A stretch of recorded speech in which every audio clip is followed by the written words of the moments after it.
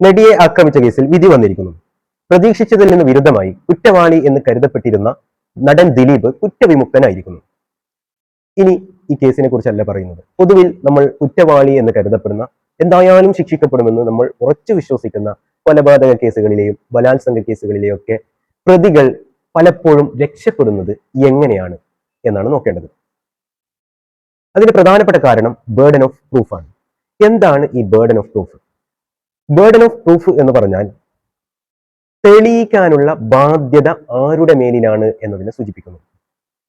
ഒരു ക്രിമിനൽ കേസിനെ സംബന്ധിച്ചിടത്തോളം, ഉദാഹരണമായി ഇപ്പോൾ ബലാത്സംഗ കേസിനെ തന്നെ എടുക്കുകയാണെങ്കിൽ, ഒരാൾ ബലാത്സംഗം ചെയ്തു എന്ന ആരോപണം വരുമ്പോൾ ഇവിടെ തെളിയിക്കേണ്ട ബാധ്യത ആർക്കാണ്?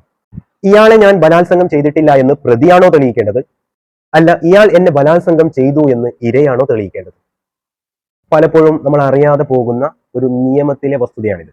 ഇവിടെ ഇരയ്ക്ക് വേണ്ടി പ്രോസിക്യൂഷനാണ് ഇയാളാണ് ബലാത്സംഗം ചെയ്തത് അല്ലെങ്കിൽ ഇയാളാണ് കൊലപാതകം നടത്തിയത് എന്ന് തെളിയിക്കേണ്ടത്. ആ തെളിയിക്കുക എന്ന് പറഞ്ഞാൽ അത്ര എളുപ്പമുള്ള സംഗതിയുമല്ല.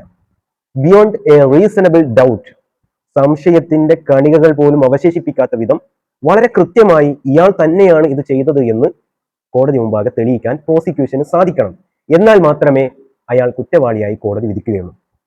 ഒരു പ്രതിയെ സംബന്ധിച്ചിടത്തോളം സംശയത്തിന്റെ എന്തെങ്കിലും ഒരു കണിക കോടതിയുടെ മുമ്പാകെ വിട്ടുകൊടുക്കാൻ സാധിച്ചാൽ അയാൾക്ക് രക്ഷപ്പെടാൻ സാധിക്കും.